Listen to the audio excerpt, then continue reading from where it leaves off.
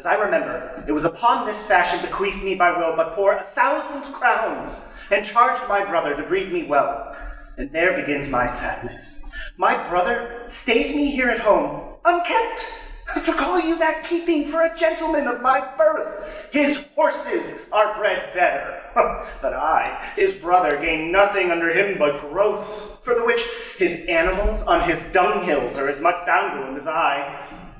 This is it that grieves me. Oh, and the spirit of my father, which I think is within me, begins to mutiny at this servitude. I will no longer endure it, though yet I know of no wise remedy how to avoid it. Now, sir, what make you here? Nothing. I am not taught to make any. What mar you then, sir? Marry, sir, helping you to mar that which God hath made, a poor, unworthy brother of yours, with idleness. Marry, sir, be better employed and be not a while. Well, shall I keep your hogs and eat husks with them? What prodigal portion have I served that I should come to such bettering? Know you where you are, sir? Oh, very well, sir. Here in your orchard. Know you before whom, sir? I? Oh, better than him I am before knows me. You are my eldest brother. The courtesy of nations allows you my better in that you are the firstborn, but that same tradition takes not away my blood. I have as much of my father in me as you. Sorry. Crap. Just a part of the line. Yeah, do myself. Aye, better than him I am before knows me. I know. You are my eldest brother. Though the courtesy of nations allows you my better, in that you are the firstborn, that same tradition takes not away my blood, where there are 20 brothers betwixt us. I have as much of my father in me as you. I am no villain. I am the youngest son of Sir Roland de Bois, and he was my father. He is thrice a villain that says such a man begot villains. My father charged you in his will to give me good education. You have trained me like a peasant, obscuring and hiding from me all gentlemanlike qualities. The spirit of my father grows strong within me. I will no longer endure it. Therefore, allow me such exercises as may become a gentleman, or give me the poor lottery my father left me by testament. With that, I will go and buy my fortunes. And what wilt thou do? Beg when that is spent? Well, sir, get you in. I will not be long troubled with you. You shall have some part of your will. I pray you leave me. I will no further offend you than becomes me for my good. Is it even so? Begin you to grow upon me? I will physic your rankness, and yet give no 1,000 crowns either. Good morrow to your worship. Good Monsieur Charles, what's the new news at the court? Oh, there is no news at the court, sir, but the old news. That is, the old duke is banished by his younger brother, the new duke, and 3 or 4 loving lords then put themselves into voluntary exile with him, whose lands and revenues enrich the new duke. Therefore he gives them good leave to wander.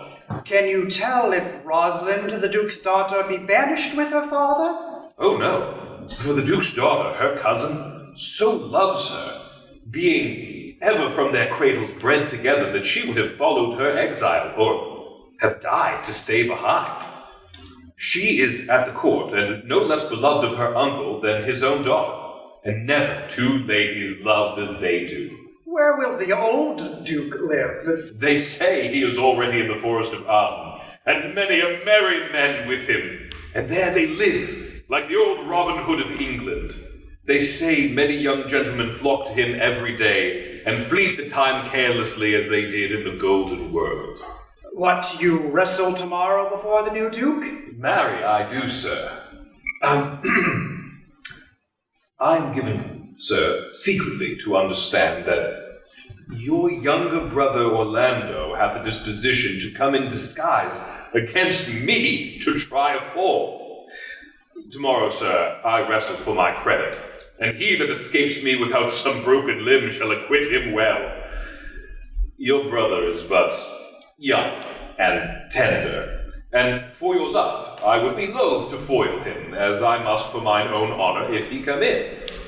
Therefore, out of my love to you, I come hither to acquaint you withal that either you might stay him from his intendment, or brook such disgrace, well as he shall run into.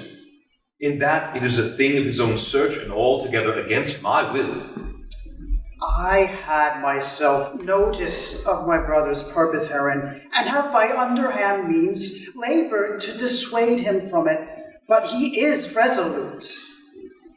I'll tell thee, Charles, it is the stubbornest young fellow of France, full of ambition, an envious emulator of every man's good parts, a secret and villainous contriver against me, his natural brother.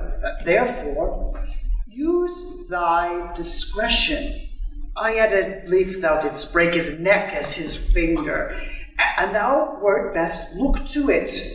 For if thou dost him any slight disgrace, or if he do not mightily grace himself on thee, he will practice against thee by poison, entrap thee by some treacherous device, and never leave thee till he have taken thy life by some indirect means or other. For I assure you, and almost with tears as I speak it, there is not one so young and so villainous this day living. I speak but brotherly of him. But should I anatomize him to thee as he is, I must blush and weep, and thou must look pale and wonder. I am heartily glad I came hither to you. If he come tomorrow, I'll give him his payment. God keep your worship. Farewell, good Charles. Now will I stir this gamester. I hope I shall see an end of him. For my soul, yet I know not why, hates nothing more than he. Yet he's gentle, never schooled, and yet learned, full of noble device, and indeed so much in the heart of the world, and especially of my own people, that I am altogether misprized. But it shall not be long. The wrestler shall clear all. Nothing remains but that I kindle the boy thither.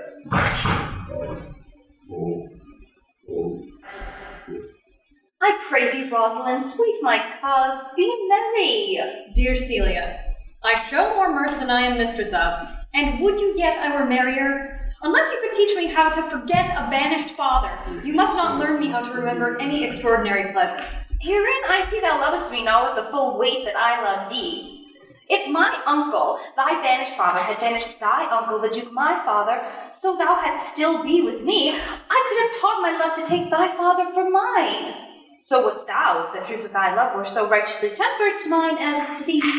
Well, I will forget the condition of my estate to rejoice in yours. You know my father hath no child but I. Truly, when he dies, thou shalt be his heir. For what he hath taken from your father, perforce, I'll render to thee again in affection, my sweet Rose.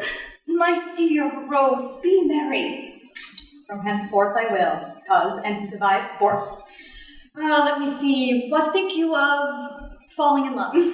Marry, I prithee, do to make sport though. What shall be our sport then? Let us sit and mock the good housewife Fortune from her wheel, that her gifts may henceforth be bestowed equally. I would we could do so, for her benefits are mightily misplaced, and the bountiful blind woman must mistake in her gifts to women. 'Tis true. For those that she makes fair, she scarce makes honest, and those that she makes honest, she makes very ill-favoredly. Well, nay, now thou goest from Fortune's office to Nature's.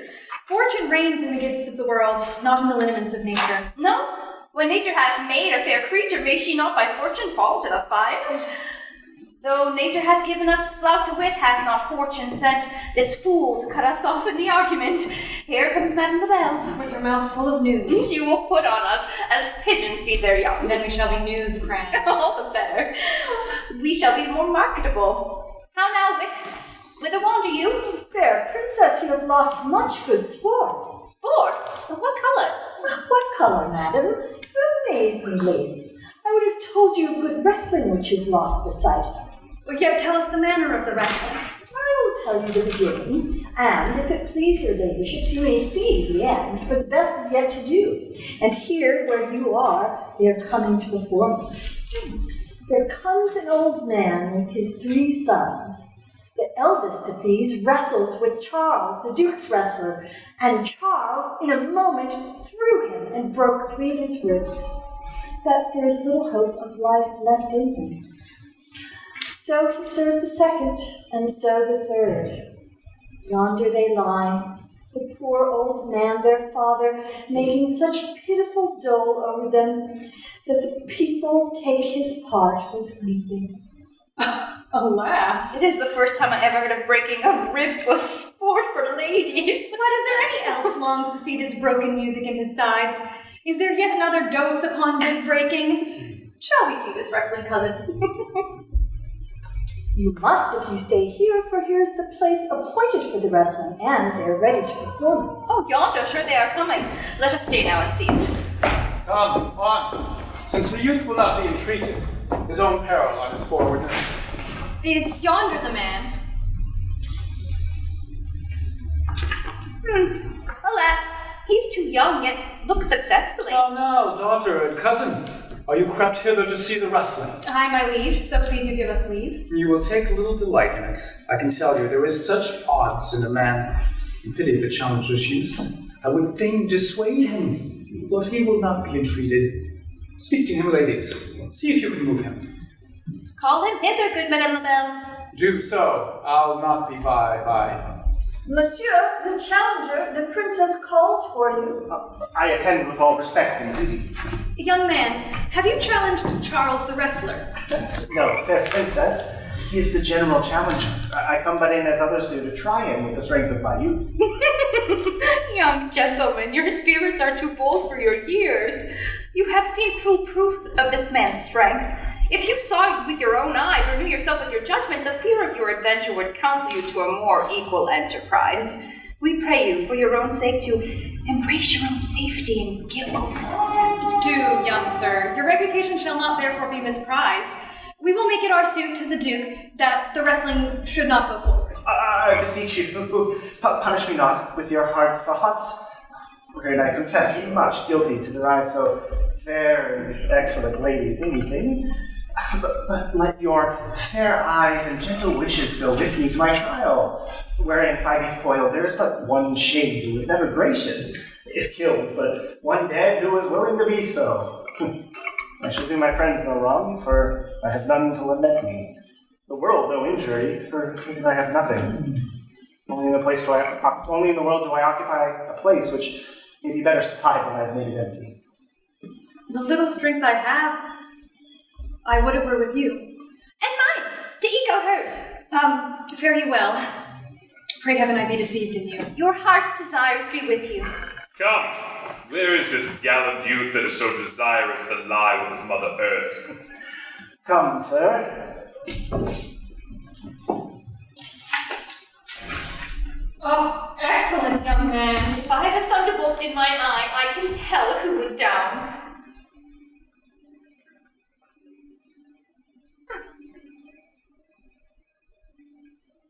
No more, no more. No more, no more! Yes, I beseech you, Grace, I am not yet well breathed. How dost thou, Charles? He cannot speak, my lord. Bear him away.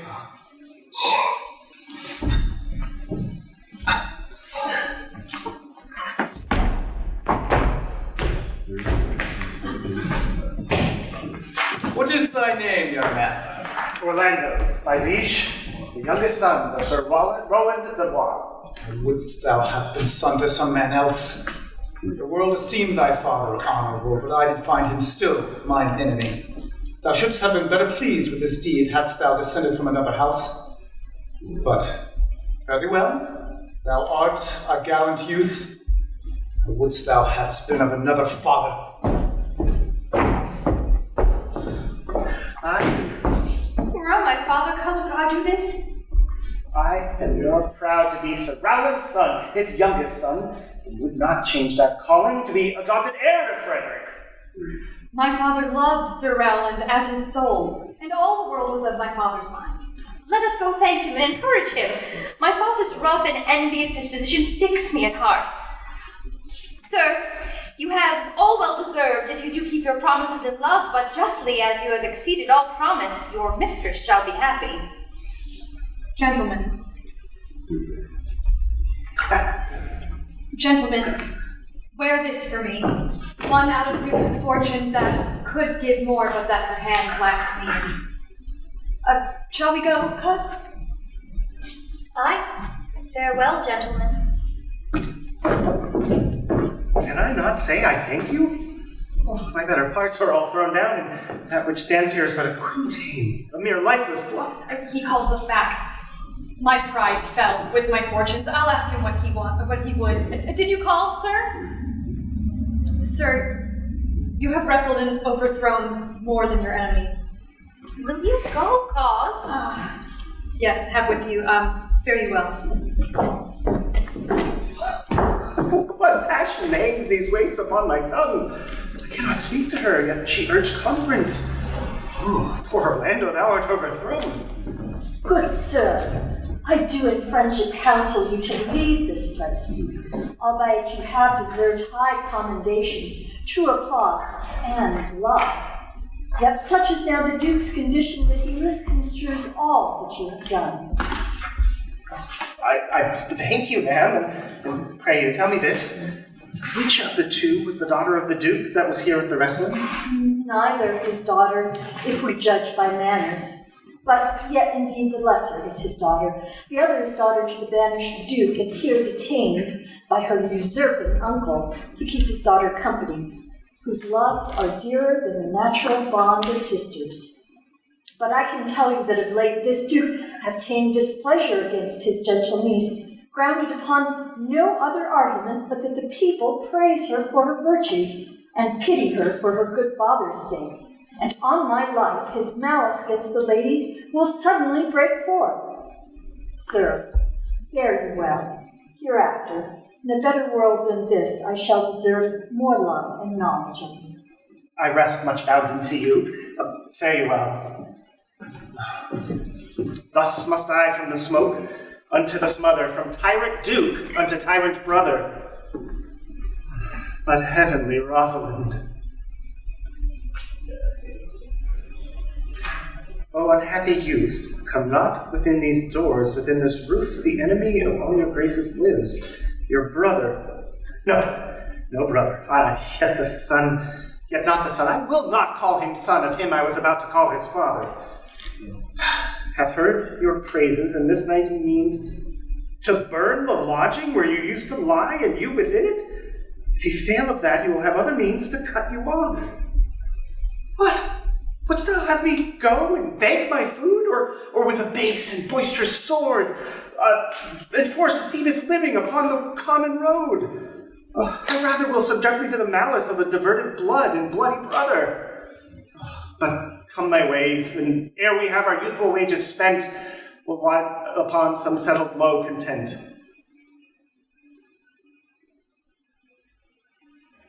Why, cousin, why, Rosalind? Cupid have mercy, not a word? Not one to throw at a dog. No, thy words are too precious to be cast upon curse.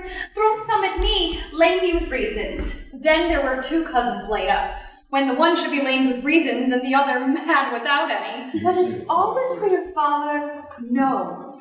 Some of it is for my child's father. Oh, how full of briars is this working day world. They are but birds, cousin, thrown upon thee in holiday foolery. Come, wrestle with thy affections. Oh, they take the part of a better wrestler than myself. Oh, good wish upon you. You will try in time in despite of a fall. But turning these jests out of service, let us talk in good earnest. Is it possible, on such a sudden, you should fall into so strong a liking with old Sir Roland's youngest son? The Duke, my father, loved his father dearly. Doth therefore ensue that you should love his son dearly? Let me love him for that, and do you love him because I do? Oh, look, here comes the Duke. With his eyes full of anger. Mistress, dispatch you with safest haste and get you from our court. Me, uncle? You, cousin, within these 10 days, if thou beest within 20 miles of our public court, thou diest for it. I do beseech your grace, let me the knowledge of my fault bear with me. Dear uncle, never did I, in so much as thought unborn, did I offend your highness. Thus do all traitors. If their purgation did consist in words, they are as innocent as grace itself. Let it suffice thee that I trust thee not. Yet your mistrust cannot make me a traitor. Tell me whereon the likelihood depends. Thou art thy father's daughter, that is enough. So was I when your highness took his dukedom. So was I when your highness banished him. Treason is not inherited, my lord. Or if we derive it from our friends, what's that to me? My father was no traitor. Then, good my liege, mistake me not so much to think my poverty is treacherous. Dear sovereign, hear me speak. Aye, Celia, we stayed her for your sake. Else had she with her father been ranged along. I did not then entreat to have her stay, but now I know her. If she be a traitor, why so am I. We still have slept together, rose at an instant, learned, played, eat together, and wheresoever we went like Juno swans, still we went coupled and inseparable. She is too subtle for you, and her smoothness, her very silence, and her patience speak to the people who pity her. Thou art a fool. She robs thee of thy name. And thou wilt show more right, and seem more virtuous when she is gone. Then open not thy lips. Firm and irrevocable is my doom, which I have passed upon her. She is banished. Pronounce that sentence then on me, my liege. I cannot live without her company. You are a fool! You, niece, provide yourself. And if you outstay the time upon my honor, and in the greatness of my word, you die. Oh, my Rosalind, whither wilt thou go? Wilt thou change fathers? I will give thee mine. I charge thee, be not thou more grieved than I am. I have more cause. Thou hast not, cousin. Prithee, be cheerful. Thou knowest not the Duke hath banished me, his daughter. That he hath not. No, hath not. Rosalind then lacks the love which teaches thee that thou and I are one. Shall we be sundered? Shall we part, sweet girl? No. Let my father seek another heir. Therefore devise with me how we may fly, whither to go, and what to bear with us. And do not seek to take your change upon you, to bear your griefs yourself and leave me out. Why, whither shall we go? To seek my uncle in the forest of Arden. Well, alas, what great danger will be to us, maids as we are, to travel forth so far. Beauty provoketh thieves sooner than gold. I'll put myself in poor and mean attire, and with a kind of umber smirch my face, and the like do you. So shall we pass along and never stir assailants. Were it not better that I did suit me all points like a man? A gallant curtle-axe upon my thigh, a boar spear in my hand, and in my heart lie there what hidden woman's fears there will. We'll have a swashing and a marshal outside, as many other mannish cowards have that do outface it with their semblances. What shall I call thee when thou art a man? I'll have no worse a name than Jove's own page, and therefore, look you call me Gin. What will you be called? Something that hath a reference to my state. No longer Celia, but Eliana. Let's away and get our jewels and our wealth together, devise the fittest time and safest way to hide us from pursuit that will mate us after my flight. Now go we in content to liberty and not to banishment. Can it be no man saw them? It's not possible, it cannot be. Some villains of my court, or of consent and sufferance. I cannot hear of any that did see her. The ladies, her attendants of her chamber, saw her abed. Yeah. And in the morning early Stop. Please. Our recording. Stand by. Start with the two shot. And action. Can it be possible that no man saw them? It cannot be. Some villains of my court are of consent and sufferance in this. I cannot hear of any that did see her. The ladies, her attendants of her chamber, saw her abed, and in the morning early they found the bed untreasured of their mistress. Hesperia, the princess's gentlewoman, confesses that she secretly overheard your daughter and her cousin much commend the parts and graces of the wrestler that did but lately foil the seemingly Charles. And she believes, wherever they are gone, the youth is surely in their company. Send to his brother. Fetch that gallant hither. Let not search and inquisition quail to bring again these foolish runaways.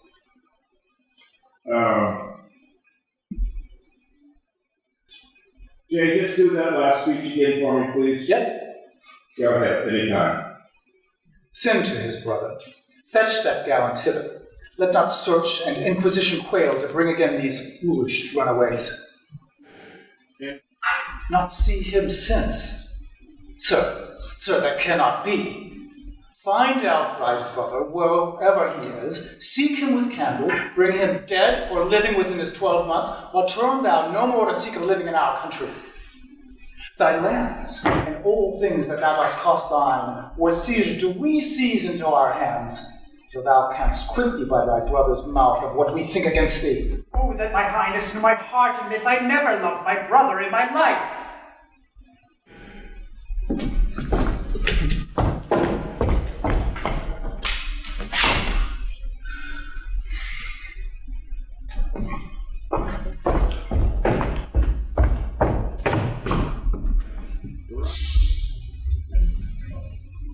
Hath not old custom made this life more sweet than that of painted pomp?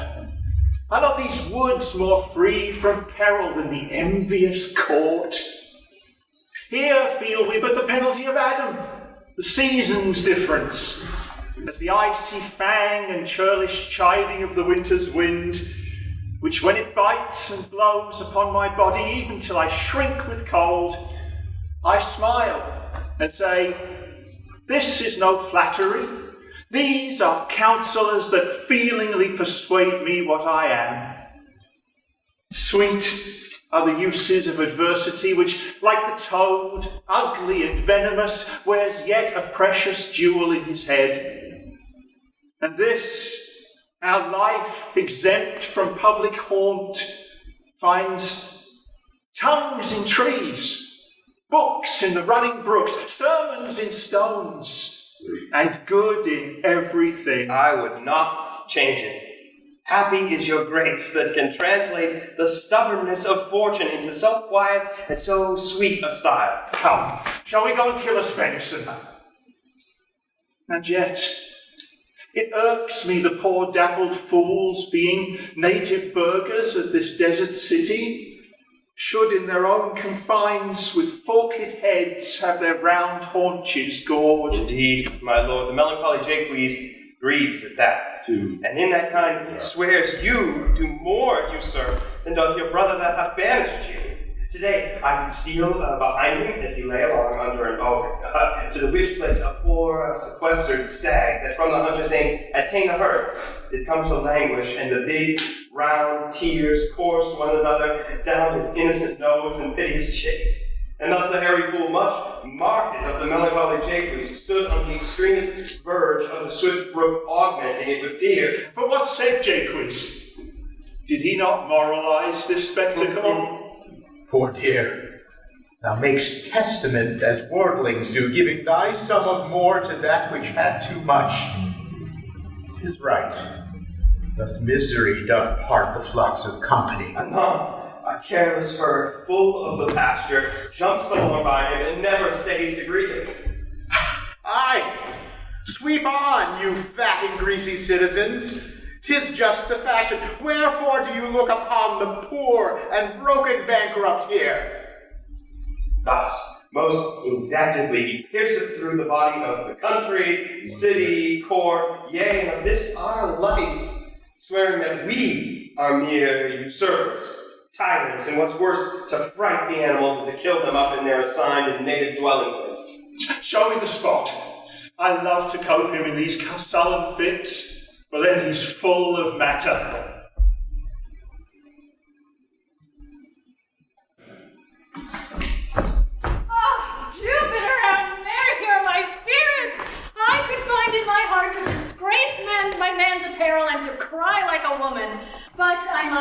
comfort, the weaker vessel, as doublet and hose ought to show itself courageous to petticoat. Therefore, courage, good Aliena! I pray you, bear with me. I cannot go no further. Oh, look you, who comes here, a young man and an old and solemn talk. That is the way, to make her scorn you still. O Corin, that thou knew'st how I do love her. Oh, I partly guess, for I have loved ere now. Though, Corin being old, thou canst not guess. Though in thy youth thou wast as true a lover as ever sighed upon a midnight pillow. But if thy love were ever like to mine, as sure as I think did never man love so, how many actions most ridiculous hast thou been drawn to by thy fantasy? Into 1,000 that I have forgotten. Oh, thou didst then ne'er love so heartily. If thou rememberst not the slightest folly that ever love did make thee run into. Oh, Phoebe! Phoebe! Phoebe! Oh, alas, poor shepherd. Searching of thy wound, I have by hard adventure found mine home. Jove, Jove, the shepherd's passion is much upon my fashion. I pray you, question young man, if he for gold will give us food. I say he's almost dead. Peace, I say. Good evening to you, friend. And to you, gentle sir, and to you all. I prithee, shepherd, if that love or gold can in this desert place buy entertainment, bring us where we may rest ourselves and feed. Here's a young maid with travel much oppressed, and faints for succor. Fair sir, I pity her and wish for her sake more than for mine own. My fortunes were more able to relieve her. But I am a shepherd to another man, and do not share the fleeces that I graze. My master is of churlish disposition, and little recks to find the way to heaven by doing deeds of hospitality. Besides his coat, his flocks and bounds of feed are now on sale, and at our sheepcote now. By reason of his absence, there is nothing that you will feed on. But what is? Come, see, and in my voice, most welcome shall you be. Oh, what is he that shall buy his flock and pasture? Well, that young swain that you saw here but a while, that little cares for buying anything. I pray thee, if it stand with honesty, buy thou the cottage, pasture, and flock, and thou shalt have us to pay for it. And we will mend thy wages. I like this place and will willingly waste my time in it. Assuredly, the thing is to be sold. Oh, go with me. If you like upon report the soil, the profit, and this kind of life, I will your very faithful feeder be, and buy with it your gold right suddenly. Pour le plaisir de militaire, il est là-bas à 2 pas de la forêt. Une maison comme couvert de guerre, au Tuberon, c'est le nom de cabaret. La jeune est jolie, léger comme papillon, comme son venin, son œil petit. Nous l'appelons plus Madelon, nous l'appelons mais oui, ce n'est que des îles ensemble le jour. Ce n'est que Madelon, pour nous c'est l'amour, que Madelon. More, I prithee more. Oh, it will make you melancholy, Monsieur Jake. I thank it. More, I prithee more. I can suck melancholy out of a song as a weasel sucks eggs. More, I prithee, more. My voice is ragged. I know I cannot please you. I do not desire you to please me. I desire you to sing. Will you sing? More at your request than to please myself. Well, if I ever thank a man, I'll thank you. Well, I'll end the song. The Duke will drink under this tree. He hath been all this day to look for you. And I have been all this day to avoid him. He is too disputable for my company. I think of as many manners as he, but I give heaven thanks and make no boast of them. Come, warble, come. Comment vient nous servir à boire, c'est l'éternel en frôle jupon. Et chacun lui raconte une histoire à sa façon. La Madelon, quand nous n'est pas sévère, quand lui prend le taille au mouton, elle rit, c'est tout le mal sans faire. Madelon, Madelon, Madelon. Why, how now, monsieur? What a life is this that your poor friends must woo your company? What? You look merrily. A fool. A fool. I met a fool in the forest. A motley fool. A miserable world. He drew a dial from his poke, and looking on it with hard, lackluster, sorry. Let me try that again. Sorry. A fool. A fool. I met a fool in the forest. A motley fool. A miserable world. He drew a dial from his poke, and looking on it with lackluster eye, says very wisely, "It is 10 o'clock. Thus we may see," quoth he, "how the world wags. 'Tis but an hour ago since it was 9, and after one more hour 'twill be 11. And so, from hour to hour we write, and then from hour to hour we rot, and thereby hangs a tale." Oh, when I did hear the motley fool thus moral on the time, my lungs began to crow like a chanticleer, that fools should be so deep contemplative. And I did laugh sans intermission, an hour by his style. Oh, noble fool! What fool is this? Oh, worthy fool! One that hath been a courtier, and his brain, which is dry as the remainder biscuit after a voyage, he hath strange places crammed with observation, the which he vents in mangled forms. Oh, that I were a fool! Thou shalt have one. It is my only suit, provided that you weed your better judgments of all opinion that grows rank in them, that I am wise. I must have liberty withal, as large a charter as the wind, to blow on whom I please. For no so fools have. Invest me in my motley, give me leave to speak my mind, and I will through and through cleanse the foul body of the infected world, if they will patiently receive my medicine. Fie on thee! I can tell what thou wouldst do. What for counter would I do but good? Most mischievous foul sin, in chiding sin. For thou thyself hast been a libertine, as sensual as the brutish sting itself, and all the embossed sores and headed evils that thou with license of free thought most mischievous foul sin, in chiding sin. For thou thyself hast been a libertine, as sensual as the brutish sting itself, and all the embossed sores and headed evils that thou with license of free foot hast caught, wouldst thou disgorge into the general world. Forbear, and eat no more. Why, I've ate none yet. And shalt not till the necessity be served. Well, what kind should this cock come off? Art thou thus boldened, man, by thy distress? Or else a rude despiser of good manners, and in civility thou seem'st so empty? You touched my thing at first. Although the thorny point of bare distress hath ta'en from me the show of smooth civility. Yet I am inland bred and know some nurture, but forbear, I say. He dies that touches any of this fruit till I and my affairs have been answered. What would you have?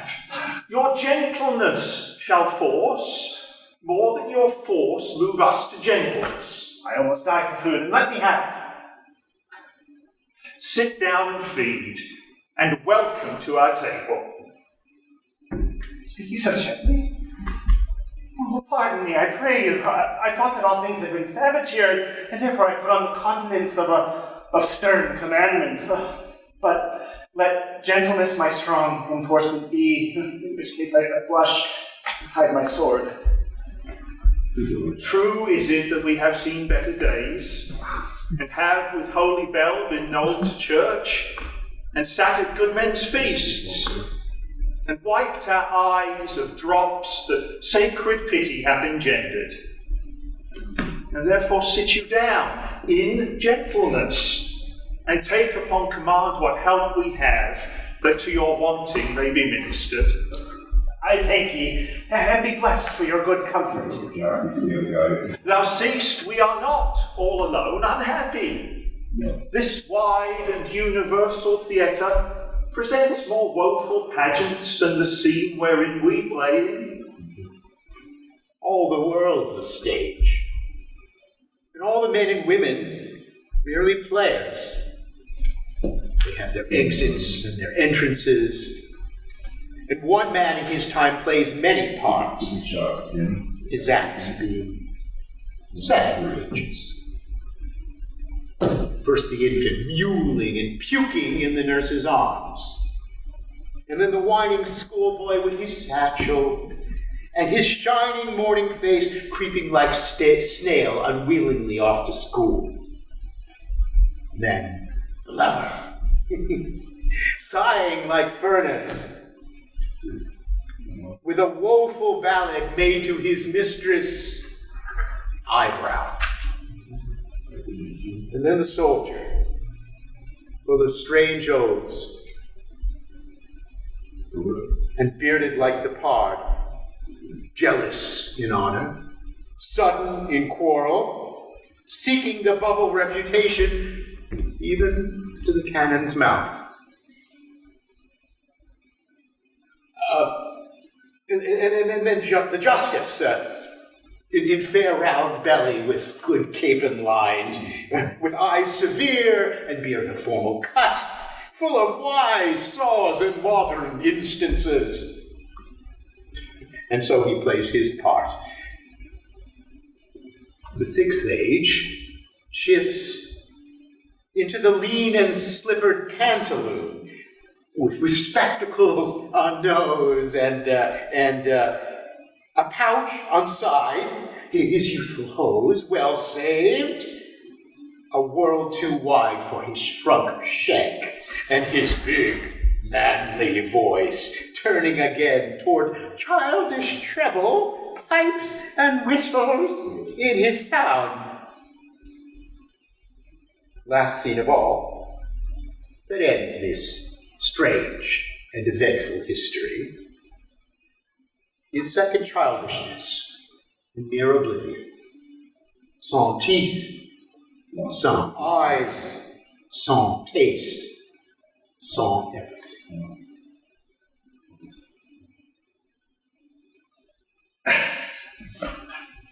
Welcome. Fall 2. I will not trouble you as yet to question you about your fortunes. Give us some music. And good cousin, sing. If that you were the good Sir Roland's son, as you have whispered faithfully you were, and as mine eye doth his effigies witness most truly lived and living in your face, be truly welcome hither. I am the Duke that loved your father. The residue of your fortune, go to my cave and tell me. Give me your hand, and let me all your fortunes understand.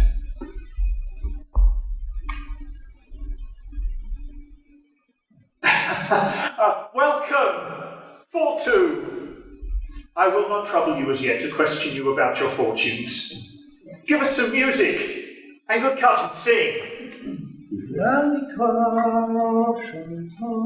If that you were the good Sir Roland's son, as you have whispered faithfully you were, and as mine eye doth his effigies witness most truly lived and living in your face, be truly welcome hither. I am the Duke that loved your father. The residue of your fortune go to my cave and tell me. Give me your hand, and let me all your fortunes understand. Well, I'll end the song. The Duke will drink under this tree. He hath been all this day to seek you. And I have been all this day to avoid him. He is just too disputable for my company. I think of as many matters as he, but I give heaven thanks and make no boast of them. Come, warble, come. Commandant vient nous servir à boire, sous la tonnelle, en frôle aux jupons, et chacun lui raconte une histoire à sa façon. La Madeleine bon nous n'est pas sévère, comme lui prend le taille au menton, et le risque tout le mal c'est faire. Madeleine, Madeleine, Madeleine. Why, how now, monsieur? What a life is this, that your poor friends must woo your company? What? You look merrily. A fool. A fool. A fool. I met a fool in the forest. A motley fool. A miserable world. He drew a dial from his coat, and looking on it with lackluster eyes, says very wisely, "It is 10 o'clock. Thus we may see," quoth he, "how the world wags. 'Tis but an hour ago since it was 9, and after an hour more 'twill be 11. And so, from hour to hour we write and write, and from hour to hour we rot and rot, and thereby hangs a tale." When I did hear the motley fool thus moral on the time, my lungs began to crow like a chanticleer. That fool should be so deep contemplative, and I did laugh sans intermission an hour by his dial. Oh, noble fool! What fool is this? Worthy fool, one that hath been a courtier, and in his brain, which is as dry as the remainder biscuit after a voyage, he hath strange places crammed with observation, the which he vents in mangled forms. Oh, that I were a fool! No. Hang there my verse, in witness of my love. And thou, thrice-crowned queen of night, survey with thy chaste eye from thy pale sphere above thy huntress's name that my full life doth sway. Oh, Rosalind, these trees shall be my books, and in their barks my thoughts I'll character, that every eye which in this forest looks shall see thy virtue witnessed everywhere. Run, run, Orlando, carve on every tree the fair, the chaste and unexpressive she. I am a true laborer. I earn that I eat, get what I wear. Owe no man hate, envy no man's happiness, glad of other men's good, content with my heart. The greatest of my pride is to see my ewes graze and my lambs suck. Well, here comes young Master Ganymede, my new mistress's brother.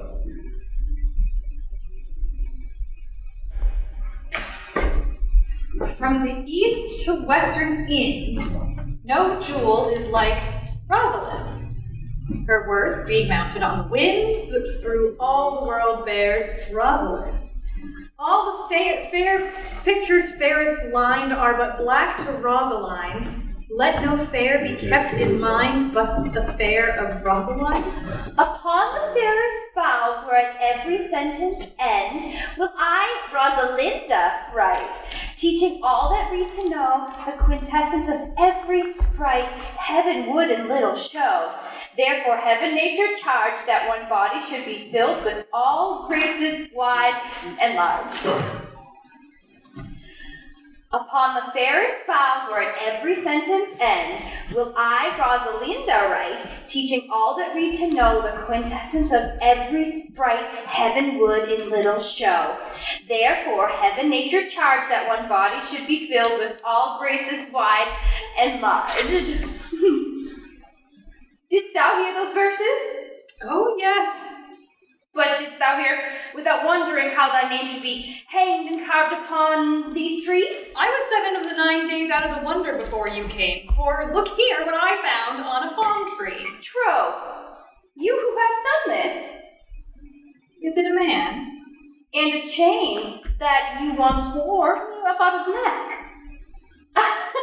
Changing color. I'm pretty. Oh, Lord, Lord. Is it a hard matter for friends to meet? But mountains may be removed with earthquakes so encountered. Nay, but who is it? Is it possible? Yea, I prithee with most petitionary vehemence, tell me who it is. Oh, wonderful, wonderful, and most wonderful, wonderful. And yet again wonderful. And after that, all out whooping. I prithee, tell me who it is quickly, and speak apace. I would thou couldst stammer, that thou mightst pour this concealed man out of thy mouth, as wine comes out of a narrow-mouthed bottle, either too much at once, or none at all. I prithee, take the cork out of thy mouth, that I may drink thy tidings. So you may put a man in your belly. Oh!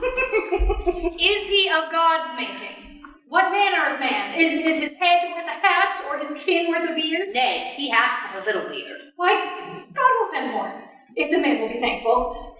Let me stay the growth of his beard, if thou delay me not the knowledge of his chin. It is young Orlando, that tree of the restless youth, and your heart both in an instant. Oh, nay. Oh, would the devil take mocking? Speak, sad brow and true maid. The faith calls it 'tis he. Orlando. Oh, alas the day. What shall I do with my doublet and hose? What did he say when thou sawest him? What said he? How looked he? Oh, wherein went he? What makes he here? Did he ask for me? Where remains he? How parted he with me? And when shalt thou see him again? Answer me all in one word. You must borrow me Gargantuan's mouth first. 'Tis a word too great for any mouth of this age size. But doth he know that I am in this forest in man's apparel? Looks he as freshly as he did that day at the wrestling? It is as easy to count atomies as to resolve the proportions of a lover, but take a taste of my finding him and relish it with good observance. I found him under a tree like a dropped acorn. It may well be called Jove's tree when it drops such fruit. Give me audience, good madam. Proceed. There lay he, stretched along like a wounded knight. Oh, so it would be pity to see such a sight. It well becomes the ground. He was furnished like a hunter. Oh, ominous. He comes to kill my heart. I would sing my song without a burden. Thou bringest me out of tune. Do you not know I am a woman? When I think, I must speak. Sweet, say on. You bring me out. Soft, soft. Comes he not here? 'Tis he. Slink by and know him. Oh, ominous. He comes to kill my heart. I would sing my song without a burden. Thou bringest me out of tune. Do you not know I am a woman? When I think, I must speak. Sweet, say on. You bring me out soft. Comes he not here? Does he find him? I thank you for your company, but good faith, I had as lief been left myself alone. And so had I, but yet, for fashion's sake, I thank you too for your society. God by you. Let's meet as little as we can. I do desire we be better strangers. I pray you, mar no more trees with writing love songs in their hearts. I pray you, mar no more of my verses with reading them ill-favoredly. Rosalind is your love's name? Yes, just. I do not like her name. There was no thought of pleasing you when she was christened. What stature is she of? Just as high as my heart. You are full of pretty answers. Will you sit down with me? And we two will rail against our mistress the world and all our misery. I will chide no breather in the world but myself, against whom I know most false. The worst fault you have is to be in love. It is a fault I will not change for your best virtue. Oh, I am weary of you. I'll tarry no longer with you. Farewell, good Signor Love. I am glad of your departure. Adieu, good Monsieur Melancholy. I must speak to him, like a saucy lackey, and under the habit play the maid with him. Do you hear, Forester? Oh, very well. What would you? I pray. What is it o'clock? You should ask me what time of day. There's no clock in the forest. Ah, then there is no true lover in the forest. Else sighing every minute and groaning every hour would detect the lazy foot of time as well as the clock. Where dwell you, pretty youth? With this shepherdess, my sister, here in the skirts of the forest, like fringe on a petticoat. Are you a native of this place? As the coney that you see dwell where she is kindled. Your accent is something finer than you could purchase in so removed a dwelling. I have been told so of many, but indeed an old religious uncle of mine taught me to speak, who was in his youth an inland man, one that knew courtship too well, and for there he fell in love. I have heard him read many lectures against it, and I thank God I am not a woman to be touched with so many giddy offenses as he hath generally tacked on their whole sex withal. Well, can you remember any of the principal evils that he laid to the charge of women? Well, there were none principal. They were all like one another as halfpence are, every one fault seeming monstrous till his fellow fault come to match it. Oh, I pray thee, recount some of them. No, I will not cast away my physic, but on those that are sick. There is a man haunts this forest, that abuses our young plants with carving Rosalind on their barks, hangs odes upon hawthorns and elegies on brambles, all, forsooth, deifying the name of Rosalind. If I could meet that fancy monger, I would give him some good counsel, for he seems to have the quotidian of love upon him. So I am he that is so love-shaped. I pray you, tell me your remedy. There is none of my uncle's marks upon you. He taught me how to know a man in love, in which cage of rushes I am sure you are not a prisoner. Well, what were his marks? A lean cheek, which you have not. A blue eye and sunken, which you have not. An unquestionable spirit, which you have not. A beard neglected, which you have not. But I pardon you for that, for simply your having a beard is a younger brother's revenue. Then your hose should be ungartered, your bonnet unbanded, your sleeve unbuttoned, your shoe untied, and everything about you demonstrating a careless devotion. But you are no such man. You are rather point device in your accoutrements as loving yourself than seeming the lover of any other. Oh, youth! I would I could make thee believe I love. Me believe it? You may as soon make her that you love believe it, which, I warrant, she is apt to do than to confess she does. That is one of the points in which women still give the lie to their consciences. But, in good sooth, are you he that hangs the verses on the trees wherein Rosalind is so admired? I swear to thee, youth, by the white hand of Rosalind, I am he, an unfortunate he. But are you so much in love as your rhymes speak? Neither rhyme nor reason can express how much. Love is merely a madness, and I tell you, deserves as well a dark house and a whip as madmen do. And the reason why they are not so punished and cured is that the lunacy is so ordinary that the whippers are in love too. Yet I profess curing it by counsel. Oh, did you ever cure him so? Yes, one, and in this manner. He was to imagine me, his love, his mistress, and I set him every day to woo me, at which time I would, being but a moonish youth, be effeminate, changeable, longing and liking, proud, fantastical, apish, shallow, inconstant, full of tears, full of smiles, for every passion something, and for no passion truly anything. Would now like him, would now loathe him, then entertain him, then forswear him, now weep for him, then spit at him, that I drave my suitor from his mad humor of love to a living humor of madness, which was to forswear the full stream of the world, and to live in a nook merely monastic. And thus I cured him, and this way I will take upon me to wash your liver as clean as a sound sheep's heart, that there shall be not one spot of love in it. I would not be cured, youth. I would cure you, if you would but call me Rosalind and come every day to my cote and woo me. Now, by the faith of my love, I will. Oh, tell me where it is. Go with me to it, and I'll show it you, and by the way, you shall tell me where in the forest you live. Will you go? With all my heart, good youth. Nay, you must call me Rosalind.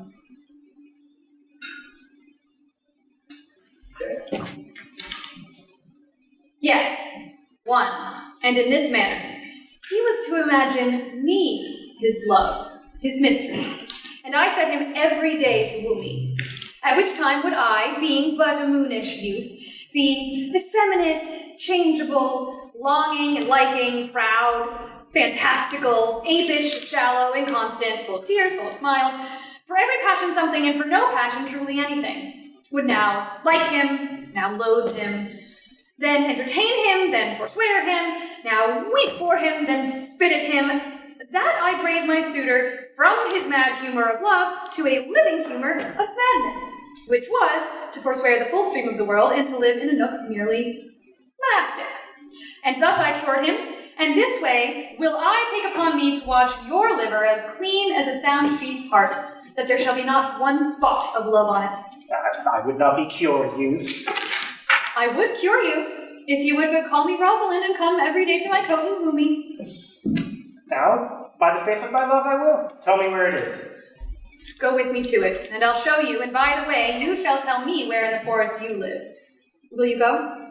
With all my heart, with all my heart, dear youth. Nay, you must call me Rosalind. I thank you for your company, but, good faith, I'd as lief been myself alone. And so had I, but yet for fashion's sake, I thank you too for your society. Got by you. Let's meet as little as we can. I desire we may be better strangers. I pray you, mar no more trees with writing love songs in their barks. Do we have it? Yeah, we have it.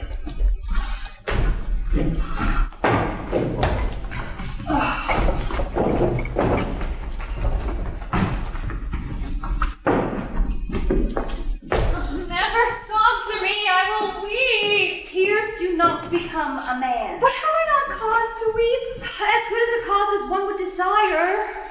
Therefore weep. Why did he swear he would come this morning and comes not? Nay, certainly there is no truth in him. Do you think so? Not true in love? Yes, when he is in, but I think is not in. You heard him swear downright he was. Was, is not is. He attends here in the forest on the Duke, your father. I met the Duke yesterday and had much question with him. He asked me of what parentage I was. I told him of as good as he. So he left and let me go. But what talk we of fathers when there is such a man as Orlando? Oh, that's a brave man. He writes brave verses, speaks brave words, swears brave oaths, and breaks them bravely. But all's brave that youth mounts and folly guides. Who comes here? Mistress and master, you have oft inquired about the shepherd that complained of love, who you saw sitting by me on the turf, praising the proud, disdainful shepherdess that was his mistress. Well, and what of him? If you will see a pageant truly played between the pale complexion of true love and the red glow of scorn and proud disdain, go hence a little, and I shall conduct you, if you will mark it. Oh, come, let us remove. The sight of lovers feedeth those in love. Bring us to this sight, and you shall say I'll prove a busy actor in their play.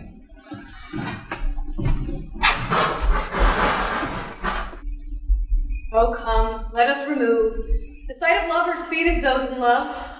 Bring us to this sight, and you shall say I'll prove a busy actor in their play.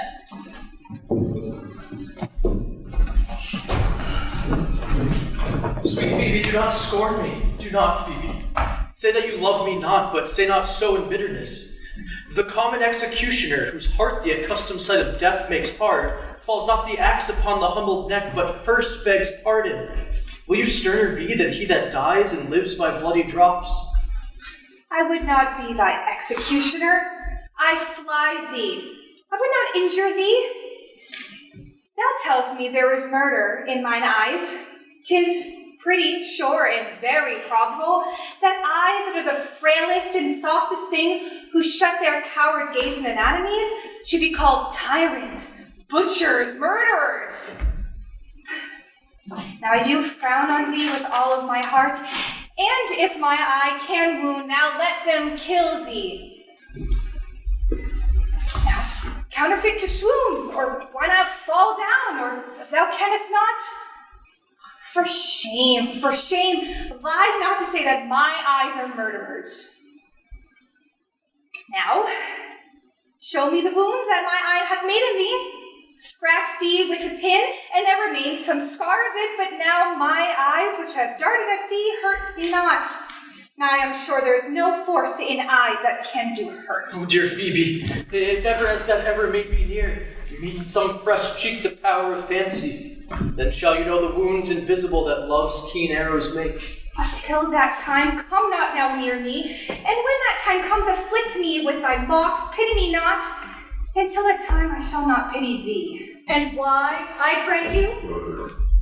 Who might be your mother that you insult, exalt, and all at once over the wretched?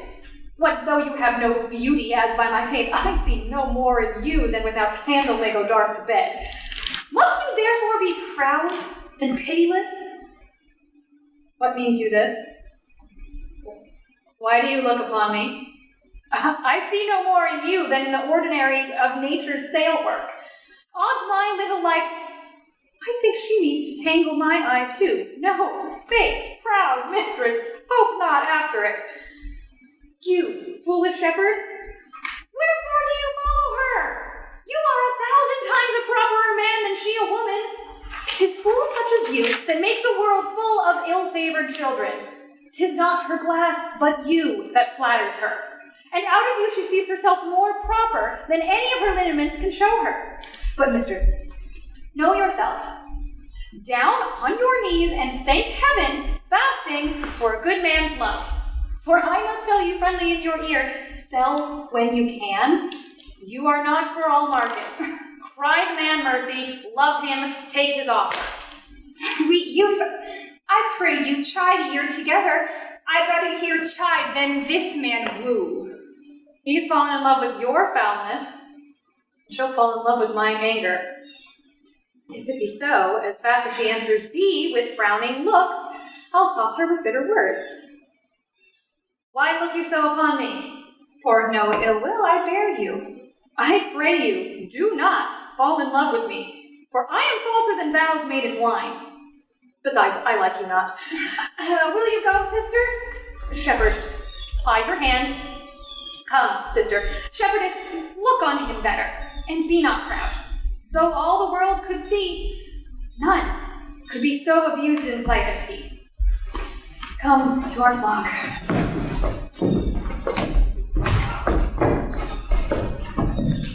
Sweet Phoebe. Hi, what sayest thou, Silvius? Sweet Phoebe, pity me. Why, I am sorry for thee, gentle Silvius. Wherever sorrow is, relief would be. If you do sorrow at my grief in love, by giving love your sorrow and my grief were both extermined. Thou hast my love, is that not neighborly? I would have you. That were covetousness, Silvius. There was a time that I hated thee, and yet it is not that I bear thee love, but since that thou can talkest of love so well, thy company, which is erst irksome to me, I will endure and employ thee too. But do not look for further recompense than thy own gladness that thou art employed. So holy and so perfect is my love, and I in such a poverty of grace, that I shall think it a most plenteous crop to glean the broken ears after the man that the main harvest reaps. Loose now, and then a scattered smile, and that I'll live upon. Knowest now the youth that spoke to me erewhile? Not very well, but I've met him oft, and he hath bought the cottage and the bounds that the old carlet once was master of. Think not that I love him, though I do ask for him. 'Tis but a peevish boy. Yet he talks well. But what do I care for words? Yet words do well than when the he that speaks then pleases those to hear. It is a pretty youth. Not very pretty, but sure he's proud. And yet his pride becomes him. He'll make a proper man. The best thing in him is his complexion, and faster than his tongue did offense his eyes did heal up. He's not very tall. Yet for his years he's tall. His leg is so-so, and yet 'tis well. There was a pretty redness in his lip, and a little riper and more lusty in the mix of his cheek. 'Twas just the difference between the constant red and the damask, the mingled damask. There be some women, Silvius, that have marked him in parcels as I did, that would have gone near to fall in love with him, but for my part, I love him not, nor hate him not. And yet, I do have more cause to hate him than to love him. What he had to chide at me, and marvel why I did not answer. But that is all one. A minute is no quittance. I'll write to him a very taunting letter, and thou shalt bear it. Wilt thou, Silvius? Phoebe, with all my heart. I'll write it straight. With matter in my head and in my heart, it will be bitter with him and passing short. Go with me, Silvius.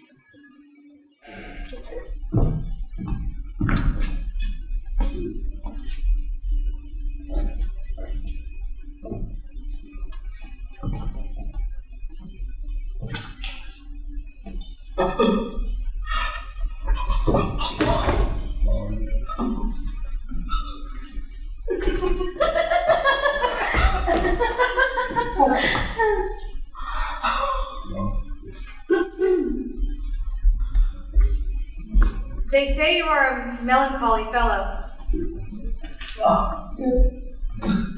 It is so. I do love it better than laughing. Those that are in extremity of either are abominable fellows and betray themselves to every modern censure worse than drunkards. It is good to be sad and say nothing. Why then 'tis good to be a host.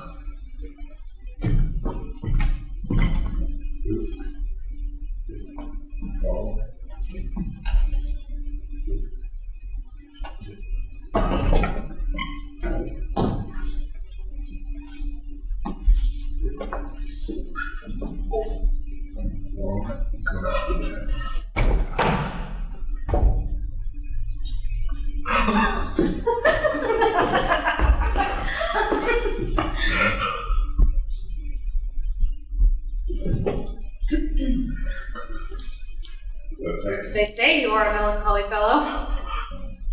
No. 'Tis so. I do love it more than laughing. Those that are in extremity of either are abominable fellows and betray themselves to every modern censure worse than drunkards. 'Tis good to be sad and say nothing. Why then 'tis good to be a host. I have neither the soldiers, the scholars. Let me start that again, sorry. I have neither the scholars' melancholy, which is emulation, nor the musicians, which is fantastical, nor the courtiers, which is proud, nor the soldiers, which is ambitious, nor the lawyers, which is politic, nor the ladies, which is nice, nor the lovers, which is all of these. But it is a melancholy of mine own, compounded of many symbols, extracted from many objects, and indeed, the sundries compilation of my travels, in which my often rumination wraps me in a most humorous sadness. By my faith, you have great reason to be sad. I fear you have sold your own lands to see other men's.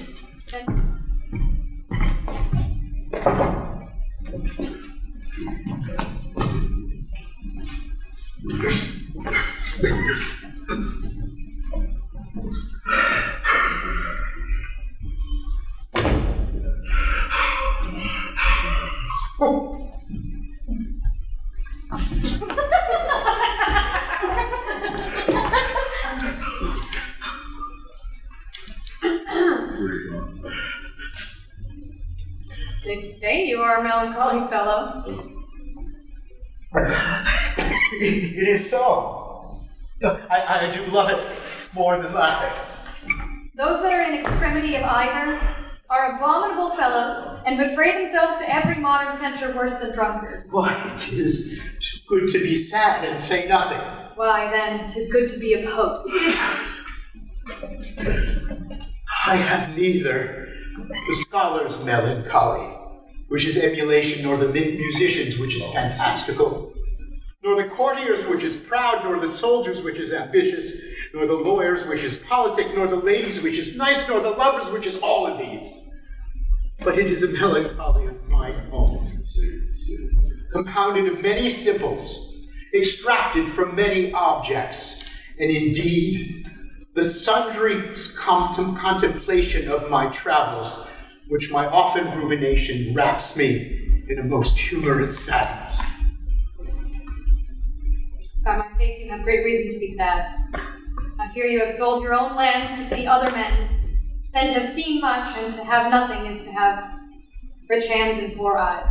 Yes, I have gained my experience. Farewell. Good day and happiness, dear Rosalind.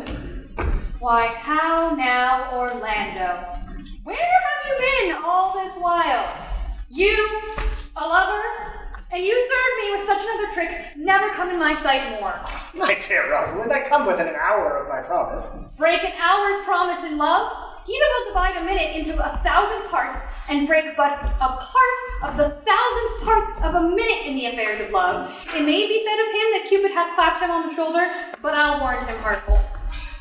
Pardon me, dear Rosalind. Nay, and you be so tardy, come no more in my sight. I had as lief be wooed of a snail. Of a snail? Aye, of a snail. For though he comes slowly, he carries his house on his head. A better jointure, I think, than you make a woman. Come, woo me, for I am now in a holiday humor, and I like enough to consent. What would you say to me now, and I were your very Rosalind? I would kiss before I spoke. Nay, you were better to speak first. And you were gravelled for lack of matter, you might take occasion to kiss. Very good orators, when they are out, they will spit. And for lovers lacking, God warn us, matter the cleanliest shift is to kiss. How if the kiss be denied? Then she puts you to entreaty, and there begins new matter. Now, who could be out being before his beloved mistress? Mary, that should you, if I were your mistress, or I should thank my honesty rather than my wit. Out of my suit. Not out of your apparel, yet out of your suit. Am I not your Rosalind? I take some joy to say you are, because I would be talking of her. Well, in person I say I will not have you. Then in mine own person I die. No, Faith, die by attorney. The poor world is almost 6,000 years old, and in all this time there was not any man died in his own person, videlicet in a love cause. Men have died from time to time, and worms have eaten them, but not for love.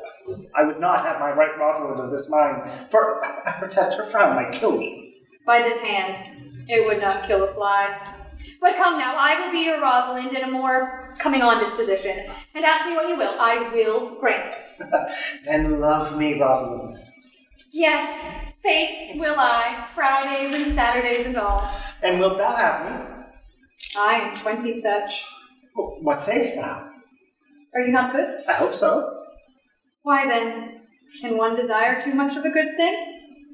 Come, sister, you shall be the priest and marry us.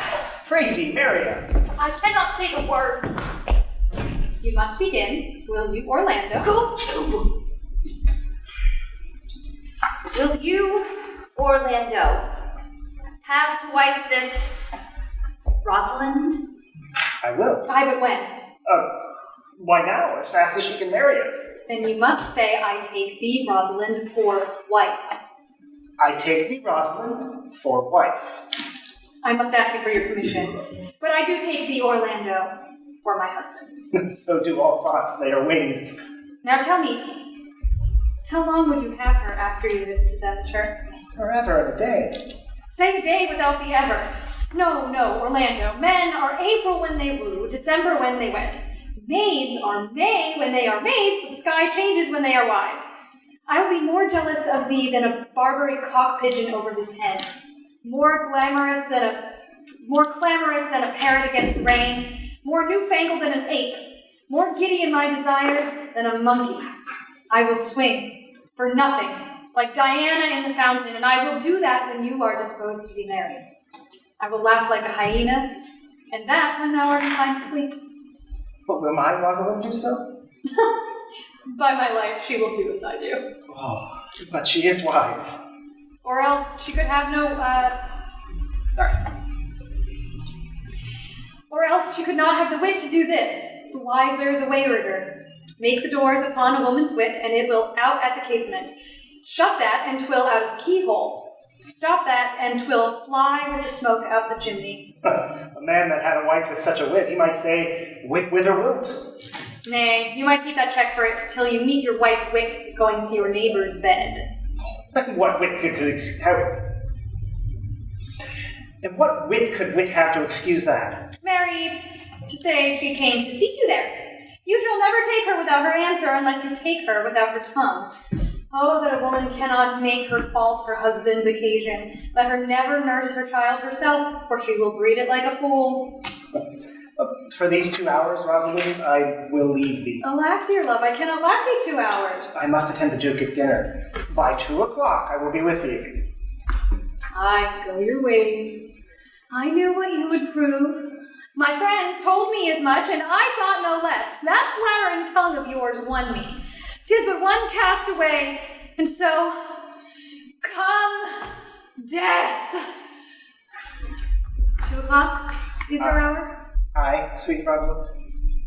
by my trust, in good earnest, and so God meant me, and by all the pretty oaths that are not dangerous. If you break one jot of your promise, or come 1 minute behind your hour, I will think you the most pathetical break promise, and the most hollow lover, and the most unworthy of her you call Rosalind, that you may be chosen out of the gross band of the unfaithful. Therefore beware my censure and keep your promise. With no less religion than if thou wert indeed my Rosalind, so adieu. You have simply misused our sex in your love braid. We must have your doublet and hose plucked over your head and show the world what the bird hath done to her own nest. Cuz, my pretty little cuz, that thou didst know how many fathoms deep I am in love. Oh, but it cannot be sounded. My affection hath an unknown bottom, like the Bay of Portugal. I'll tell thee, Alina, I cannot be out of the sight of Orlando. I'll go find a shadow and sigh till he come. And I'll sleep. How say you now? Is it not past 2 o'clock? And here, much Orlando. I warned you, with pure love and troubled brain, he hath taken his bow and arrows and is gone forth to sleep. Oh, look who comes here. My errand is to you, fair youth. My gentle Phoebe bid me give you this. I know not the contents, but as I guess by the stern brow and waspish action which she did use as she was writing of it, it bears an angry tenor. Pardon me, I am but a guiltless messenger. She says I am not fair, that I lack manners. She calls me proud, and that she could not love me were men as rare as Phoenix. On's my will, her love is not the hare that I do hunt. Why writes she so to me? Well, Shepherd, this is a letter of your own device. No, I protest. I know not the contents. Phoebe did write it. Come. You are a fool and turned into the extremity of love. I saw her hand. I say she never did invent this letter. This is a man's invention and his name. Sure, it is hers. Why, 'tis a boisterous and cruel style, a style for challengers. Women's gentle brain could not draw forth such giant rude invention. Will you hear the letter? So please you, for I never heard it yet heard too much of Phoebe's cruelty. She Phoebes me. Mark how the tyrant writes. Art thou, God, to shepherd turned, that a maiden's heart hath burned? Can a woman rail thus? Call you this railing? Why, thy God had laid apart, warrest thou with a woman's heart? Did you ever hear such railing? Whiles the eye of man did woo me, that could do no vengeance to me, meaning me a beast. If the scorn of your bright eyne have power to raise such love in mine, alack in me, what strange effect would they work in mild aspect? Whiles you chid me, I did love. How then might your prayers move? He that brings this love to thee, little knows this love in me, and by him seal up thy mind, whether that thy youth and kind of the faithful offer take of me, and all that I can make, or else by him my love deny, and then I'll study how to die. Call you this chiding? Oh, alas, poor shepherd. Do you pity him? No, he deserves no pity. Wilt thou love such a woman? What, to make thee an instrument and play false strains upon thee? Not to be endured. Well, go your way to her, for I see love hath made thee a tame snake. And say this to her, that if she loves me, I charge her to love thee. If she will not, I will never have her unless thou entreat for her. If you be a true lover, hence, and not a word, for here comes more company. Good morrow, fair ones. Pray you, if you know where in the earliest of this forest stands a sheepcote fenced about with olive trees. But at this hour the house doth keep itself. There's none within. If an eye may profit by a tongue, then I should know you by description. Such garments and such years. The boy is fair, of female favor, and bestows himself like a ripe sister. The woman low and browner than her brother. Are not you the owner of the house I did inquire for? It is no boast being asked. To say we are. Orlando doth commend him to you both, and to that youth he calls his Rosalind. He sends this bloody napkin. Are you he? I am. What may we understand by this? Some of my shame. If you will know of me, what man I am, and how, and why, and where this handkerchief was stained. I pray you tell it. When last the young Orlando parted from you, he left a promise to return again within an hour, and pacing through the forest, chewing the food of sweet and bitter fancy, lo, what befell? He threw his eye aside, and mark what object did present itself. Under an oak, whose boughs were mossed with age, and height upbowed with dry antiquity, a wretched, ragged man lay sleeping on his back. A lioness, with udders all drawn dry, lay couching, head on ground, with cat-like watch, when the sleeping man should store. 'Tis the royal disposition of that beast, to prey on nothing that doth seem as dead. This seen, Orlando did approach the man, and found it was his brother, his elder brother. Oh, I have heard him speak of that same brother, and he did render him the most unnatural that lived among men. And well he might do so, for well I know he was unnatural. But to Orlando, did he leave him there, or food to the sucked and hungry lioness? Twice did he turn his back and purpose so, but kindness nobler ever than revenge, and nature stronger than just occasion, made him give battle to the lioness, who quickly fell before him, in which hurtling from miserable slumber I awaked. Are you his brother? Was it you he rescued? Was it you that did so oft to contrive to kill him? Was I. But for the bloody napkin. By and by, when from the first to last betwixt us two, tears or recounts had most kindly bathed, as to how I came into that desert place. In brief, he led me to the gentle Duke, who gave me fresh array and entertainment, committing me unto my brother's love, who led me instantly into his cave, there stripped himself, and there, upon his arm, the lioness had torn some flesh away, while all this while had bled. And now he fainted, and cried in fainting upon Rosalind. Brief, I recovered him, bound up his wound, and being, after some small space being strong at heart, he sent me hither, stranger as I am, to tell this story, that you might excuse his broken promise, and to give this napkin, dyed in his blood, unto the shepherd youth that he henceforth doth call his Rosalind. Why, how now? Ganymede, sweet Ganymede.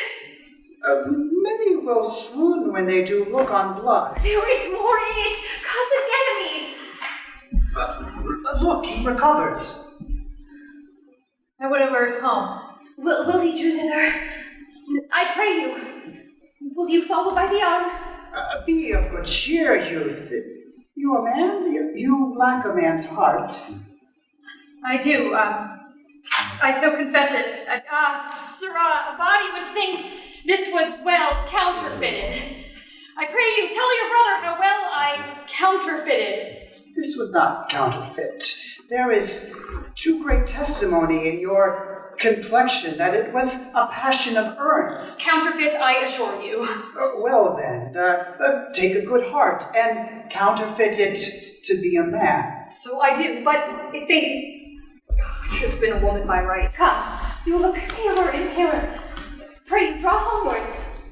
Good sir, Go with us. That will I, for I must bear answer back how you excuse my brother, Rosalind. Well, I'll devise something, but I pray you commend my counterfeiting to him. Will you go? Is it possible that on so little acquaintance you should like her? That but seeing you should love her, and loving woo, and wooing she should grant? And will you persevere to enjoy her? Say with me, I love Aliena. Say with her that she loves me. Consent with both that we may enjoy each other. It shall be to your good for my father's house, and all the revenue that was owed Sir Roland, so will I estate on you, and here live and die shepherd. But you have my consent. Well, let your wedding be tomorrow. Thither will I invite the Duke and all his contented followers. Go you, and prepare Aliena, for look you, here comes my Rosalind. God save you, brother. And you, fair sister. My dear Orlando, how it grieves me to see thee wear thy hardened scarf. It is my art. I thought thy heart had been wounded by the thoughts of a lion. Wounded it is, but with the eyes of a lady. Did your brother tell you how I counterfeited to swoon when he showed me your handkerchief? Aye, and greater wonders than that. Oh, I know where you are. Nay, it is true, for your brother and my sister no sooner met but they looked, no sooner looked but they loved, no sooner loved but they sighed, no sooner sighed but they asked one another the reason, no sooner knew the reason but sought the remedy, and in these degrees they have made a pair of stairs to marriage. They are in the very wrath of love, and they will together. Clubs cannot part them. But they shall be married tomorrow, and I will bid the Duke to the nuptial. But oh, bitter a thing it is to look into happiness through another man's eyes. By so much the more shall I tomorrow be at the height of heart heaviness. But how much shall I think my brother happy in having what he wishes for? Why then, tomorrow I cannot serve your turn for Rosalind? I can no longer live for looking. I will weary you then no longer with idle talking. Know of me then, for I now speak to some purpose. Believe me, if you please, that I can do strange things. I have, since I was 3-year-old, conversed with a magician, most profound in his art, and yet not damnable. If you do love Rosalind, so near the heart as your gesture cries it out, when your brother marries Aliena, shall you marry her. I know into what straits of fortune she is driven, and it is not impossible to me, if it appear not inconvenient to you, to set her before your eyes tomorrow, human as she is, and without any danger. Speakest thou in sober means? By my life, I do. Which I tender dearly, though I say I am a magician. Therefore, put you in your best array, bid your friends, for if you will be married tomorrow, you shall. And to Rosalind, if you will. Look, here comes a lover of mine and a lover of hers. You have done me much ungentleness to show the letter that I writ to you. I care not if I have. It is my study to seem despiteful and ungentle to you. You are therefore followed by a faithful shepherd. Look upon him, love him, he worships you. Good shepherd, tell this youth what 'tis to love. It is to be all made of sighs and tears, and so am I for Phoebe. And so am I for Ganymede. And so am I for Rosalind. And I for no woman. It is to be all made of faith and service, and so am I for Phoebe. So am I for Ganymede. And I for Rosalind. And I for no woman. It is to be all made of fantasy, all made of passion, and all made of wishes, all adoration, duty, and observance, all humbleness, all patience and impatience, all purity, all trial, all observance, and so am I for Phoebe. So am I for Ganymede. And so am I for Rosalind. And I for no woman. If this be so, then why blame me to love you? If this be so, why blame you me to love you? If this be so, why blame you me to love you? Why do you speak to, why blame you me to love you? To her that is not here yet doth not hear. Pray you no more of this. 'Tis like the howling of Irish wolves against the moon. I will help you, if I can, I would love you if I could. Tomorrow, meet me all together. I will marry you if ever I marry a woman, and I'll be married tomorrow. I will satisfy you if ever I satisfy a man, and you shall be married tomorrow. I will content you if what pleases you contents you, and you shall be married tomorrow. As you love Rosalind, meet. As you love Phoebe, meet. And as I love no woman, I'll meet. So, fare you well. I have left you commands. I'll not fail if I live. Nor I. Nor I. It is to be all made of sighs and tears, and so am I for Phoebe. And I for Ganymede. And I for Rosalind. And I for no woman. It is to be all made of faith and service, and so am I for Phoebe. And I for Ganymede. And I for Rosalind. And I for no woman.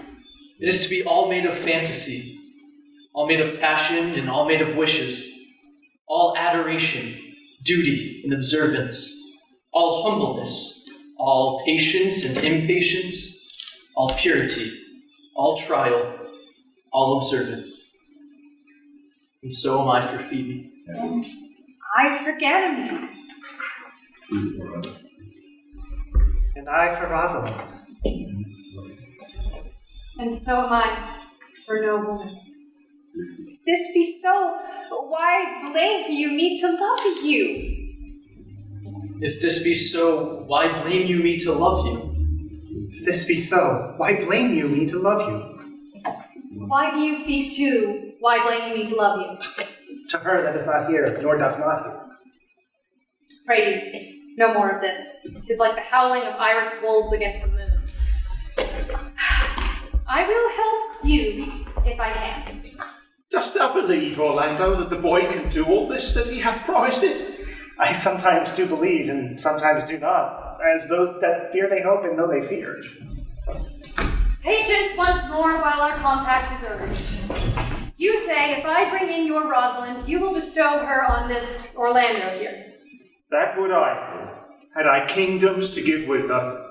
And you say you will have her when I bring her? That would I, were I of all kingdoms king. You say you'll marry me if I be willing. That I will, should I die the hour after. But if you do refuse to marry me, you'll give yourself to this most faithful shepherd. So is the bargain. You say that you'll have Phoebe, if she will? Though to have her and death are both one thing. I have promised, and from hence I go to make all these doubts even.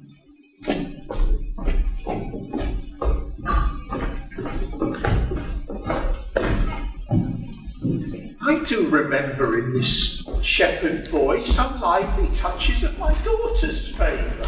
My lord, the first time I ever saw him, methought he was a brother to your daughter. I do remember in this shepherd boy some lively touches of my daughter's favour. My lord, the first time I ever saw him, methought he was a brother to your daughter. But my good lord, this boy is forest born. To you, I give myself, for I am yours. To you, I give myself, for I am yours. If there be truth in sight, you are my daughter. If there be truth in sight, you are my Rosalind. If sight and shape be true, why then I love adieu. I'll have no father if you be not he. I'll have no husband if you be not he.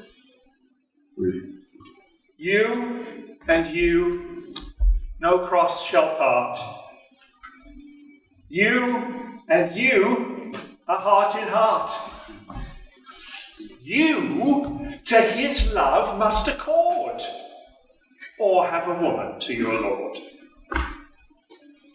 Oh, my dear niece, welcome thou art to me, even daughter, welcome in no less degree. I will not eat my word. Thou art not mine. Thy faith, my fancy to thee doth combine.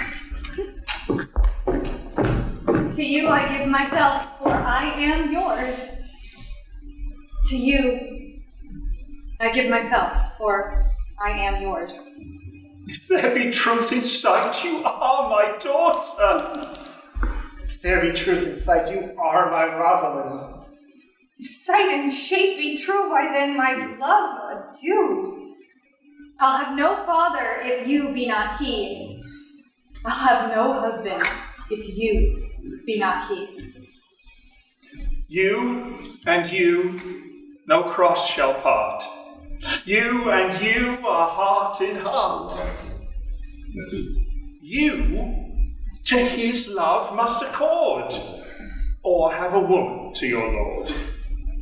Oh, my dear niece, welcome thou art to me, even daughter, welcome in no less degree. I will not eat my word. Thou art not mine. Thy faith and fancy to thee doth combine.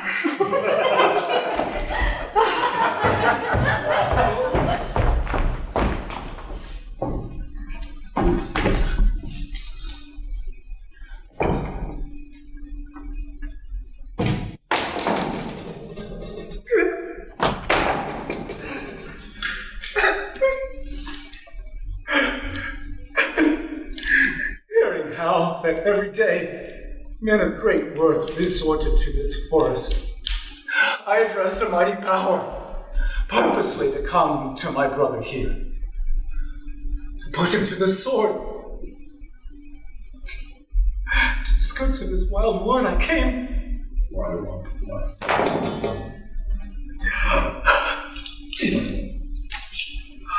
My crown bequeathing to my banished brother, and all lands restored to you again that you were with exile. This be true.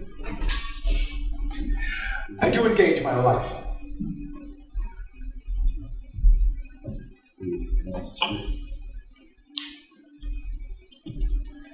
Welcome, young man. First, in this forest let us do those ends that here were well begun and well begot. And after, every of this happy number that have endured shrewd days and nights with me shall share the good of our returned fortune, according to the measure of their states.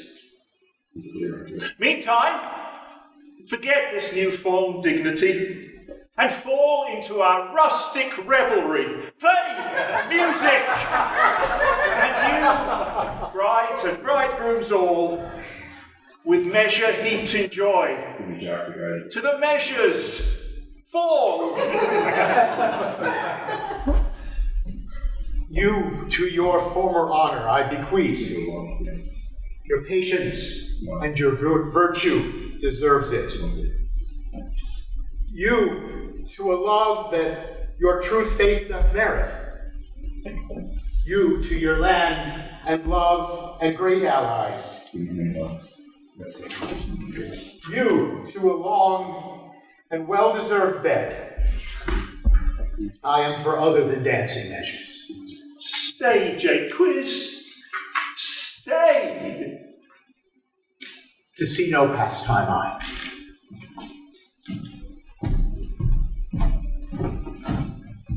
Proceed. Proceed. We will begin these rites as we do trust they'll end. In true delights.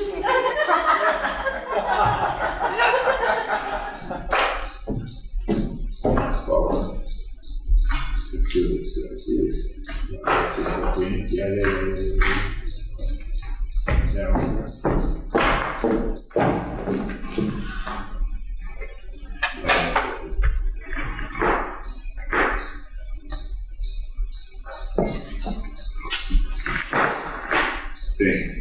that. Okay, that's Here, let's get it.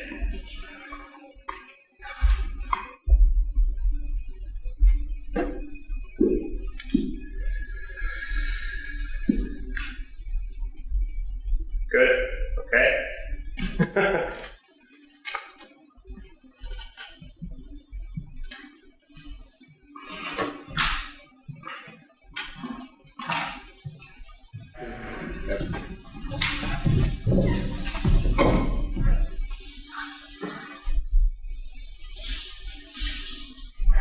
good.